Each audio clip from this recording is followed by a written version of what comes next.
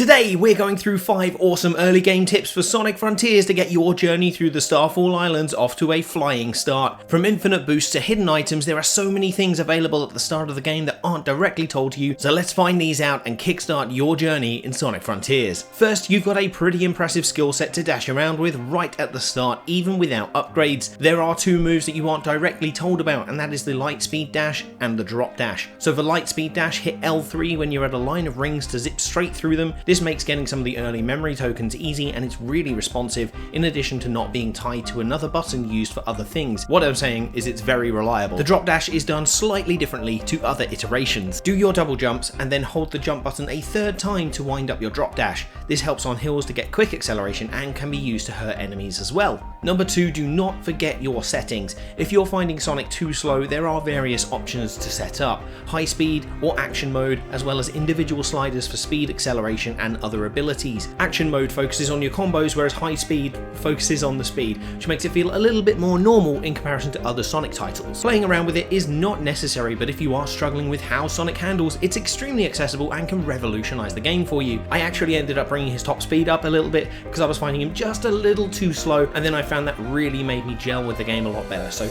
make sure you check the settings out, okay?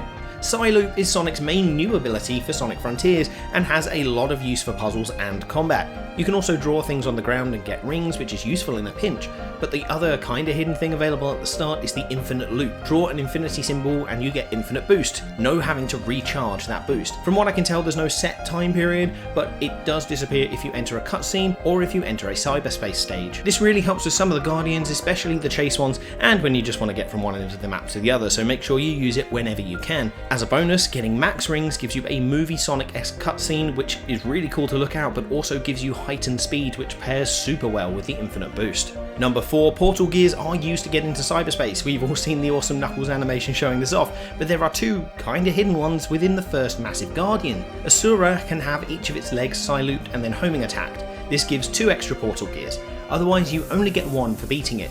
It's a simple trick, but it gives easier access to the other cyberspace levels. Just be careful that he doesn't stomp you and kill you when you're picking it up. And number 5, practice your parry. You do this by hitting the 2 bumpers on your controller, so on a Switch it's ZR and ZL, on PlayStation controllers it's L1 and R1, etc. This is a great way to deflect enemy attacks and create a bullet time-esque situation. The thing is, compared to a lot of games with a parry system, this has to be one of the easiest ones I've ever seen, to the point that you can just hold the buttons and if an enemy's coming to attack you, most of the time will just auto parry. It can create amazing opportunities for some awesome looking and feeling combos, so practice it early while the enemy's still pretty weak so that you can make sure you can carve through later Guardians with much more ease. So put these beginner tips into practice and it will give you better opportunities in Sonic Frontiers and get your skill up quicker so that you can play your way through this frankly awesome game. There are heaps of cool things to do and see in the Starfall Islands, and I'm going to be covering so much of them, so make sure you hit the subscribe button. If you've liked this, make sure you like the video as well, and hit this video next for more Sonic Frontiers content.